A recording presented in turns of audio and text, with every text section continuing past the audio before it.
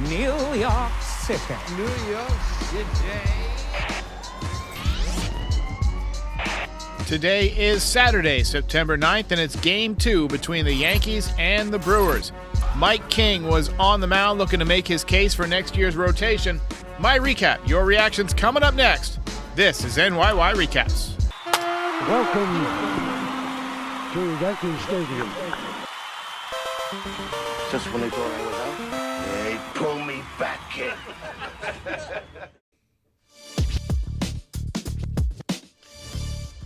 How's it going, everybody? Welcome back. Another tough day for the Yankees in the middle of a very tough season for the Yankees.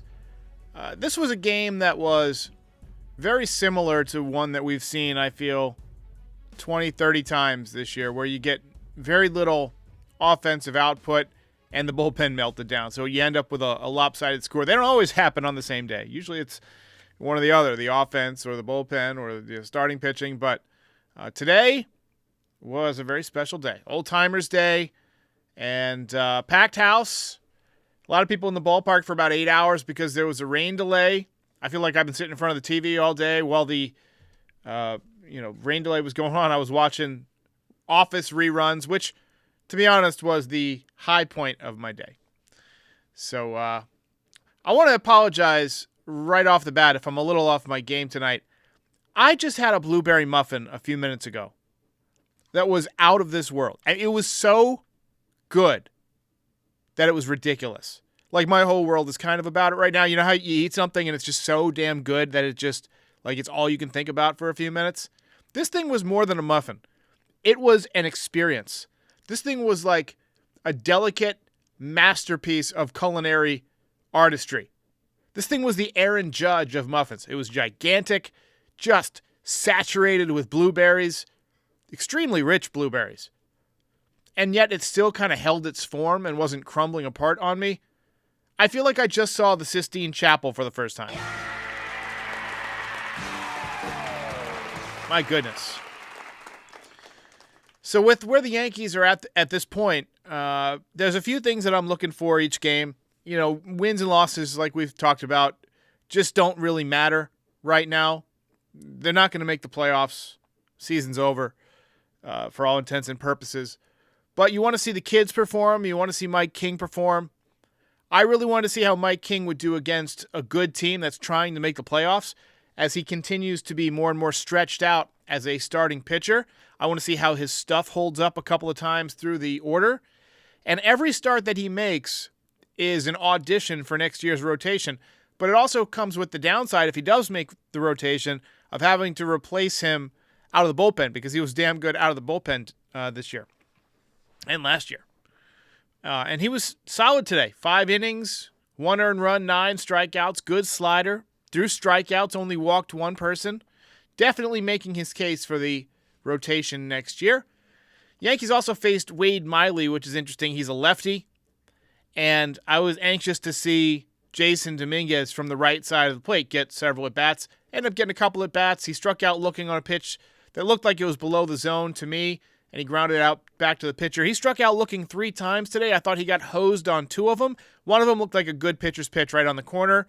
Hey, look, some growing pains today. Nobody reaches base every single day. I wanted to see what the other kids were doing. So far, Austin Wells has not gotten it going. Wells was 0 for 4. He is hitting .095. So between him and Ben Rortvedt, they're almost a 200 hitter. Gleyber Torres, 0 for 2 with a couple of walks today. Judge, 1 for 4. Volpe, 1 for 4. Yankees only got 4 hits. Pereira had a hit. Peraza had a hit late in the game and an RBI. And the Yankees dropped the game 9-2. I'm a loser. Mission failed. We'll get them next time. Epic meltdown by the bullpen in the 8th and 9th. So Loaizaga struggled today. Matt Crook literally didn't get anybody out, gave up 4 runs. But, hey, let's talk about whatever else you guys want to talk about. Lori C says, at least the Giants play tomorrow. All right. We'll talk about literally anything you guys want to talk about. We're not going to go very long tonight because, look, season's practically over. But it's become kind of a habit. People like to tune in after the game and get their frustrations out. So anything that's bothering you, let me know. Bad Drivers of North Carolina, and by the way, Bad Drivers in North Carolina for sure, says that Carlos Rodon game killed us. Carlos Rodon is somebody that I'm hoping with a full spring training can have a better year. But I really would like to see, and I talked about this last night with Pete, I would like to see Andy Pettitte in his new pitching advisory role work with Rodon this winter.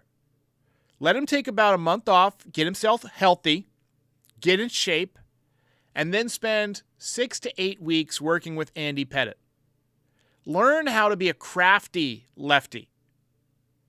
A crafty lefty who can still once in a while zip it up to 98 miles an hour would be extremely effective.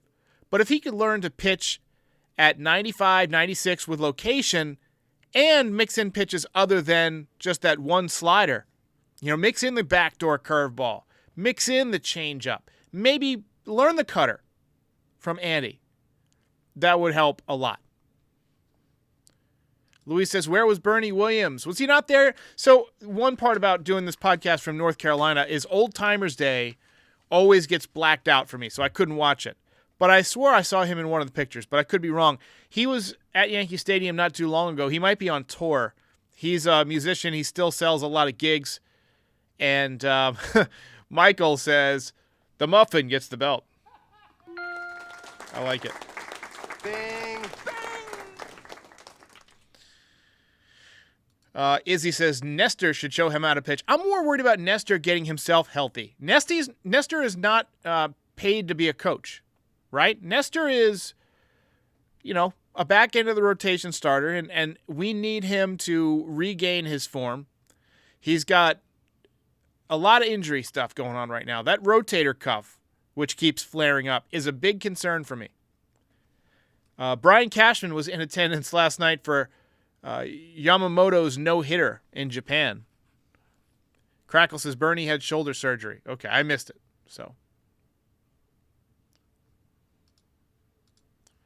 all right, let's see here. Tate Erickson says Cole, Rodon, Yamamoto, Schmidt, and King. What do you think? And add Bellinger. That's pretty close. That's pretty close to what I would do. Another guy that I'm looking at is Blake Snell. Now, he's 31 years old, having a very good year with San Diego. Maybe you can get him on a short, cheap. You probably don't have to give him 6 or 7 years because he's had some up and down years. You can probably get him on a couple of year deal if you don't get Yamamoto. Yamamoto, it sounds like, is heavily coveted by Steve Cohen from the Mets. And we know he's willing to go upwards of $45 million for a pitcher. He's willing to do that. We saw him spend on Verlander and Max Scherzer, and then spend and eat a bunch of money to get rid of him. So it worries me competing in free agency with him, and I think that's exactly what they're going to do. Cody says, who's your favorite of the old timers that came out today? I got to say, Jeter, Mariano. I mean, those were my guys. I really love listening to Mariano talk. He was on for a few minutes at the beginning of the rain delay. He's just he's a snappy guy. Cracklenut says, I would then sign Soto the following year after Belly, and may even go after Hader as the closer. So here's the problem. You can't have a $450 million payroll. You can't sign Bellinger and Soto and have Judge. You got to choose one or the other. You can't sign the best guy every year. This is real life. It's not a video game. I can see Bellinger, and there's a couple of reasons I can see Bellinger. One, he helps you next year, right away. And two, he can slide over to first base when Rizzo's gone. The fact that you can't count on Anthony Rizzo is big. We don't know how he's going to come back from that concussion. Yankees are going to need a left-handed bat, and I don't want to wait till 2025 and suffer through another season where we have 25 games with 4 or less hits or whatever it was this year. Lori C says, Crook should share a cab out of town with Abreu. Hopefully Domingo Herman is driving. All right, guys. Let's talk about the box score here and go over the Game Time ad. This episode is brought to you by Game Time fastest growing ticket app in the world. Don't let my downtrodden demeanor right now dissuade you from grabbing Game Time. It is a great app for everything other than baseball right now if you're a Yankees fan. Football coming up, basketball coming up. Go catch the Liberty, maybe see them win the championship.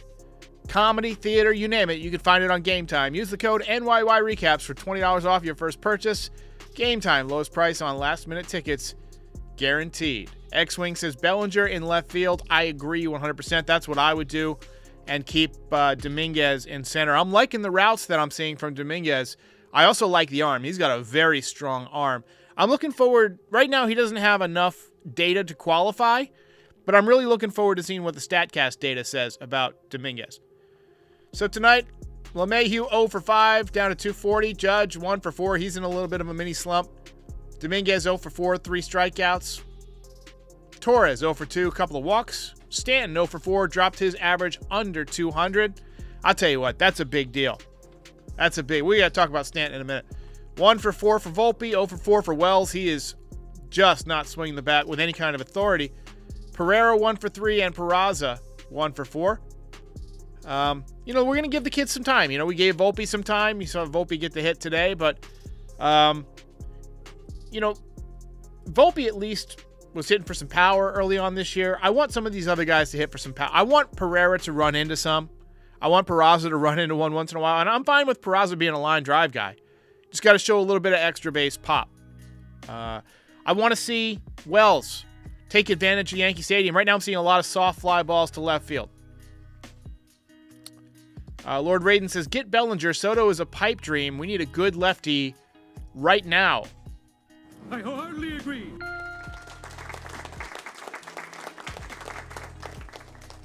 Yeah. Rick Diaz says, umps hate Dominguez. I don't think it's personal, but a lot of times on rookies, they can be very tough. You got to have a reputation. It's weird. Baseball's a weird game like that. You got a reputation, they'll give you some calls. It's like Michael Jordan in basketball never got called for fouls, or rarely, Kathy says, is Brett Gardner an old-timer? I didn't see him there. Like I said, I didn't get a chance to watch Old Timers Day today, but you figure he qualifies. He's retired. What a season this has been, guys. What a season.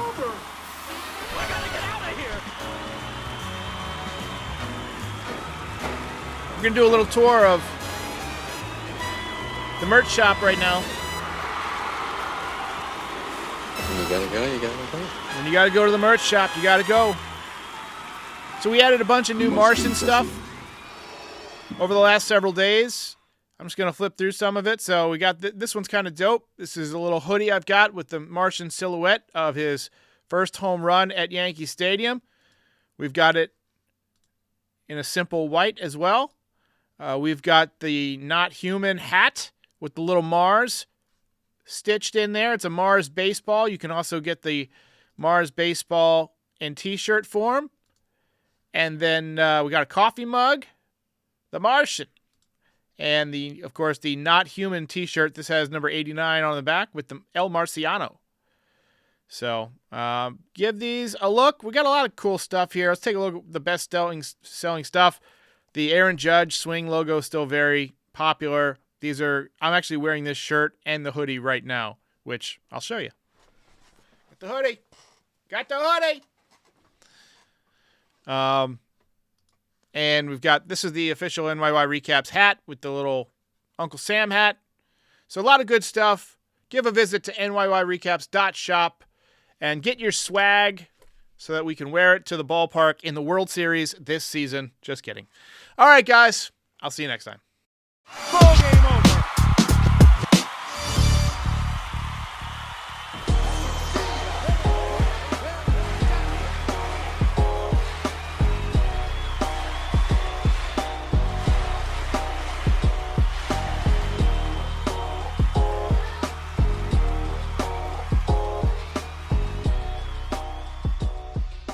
Most impressive.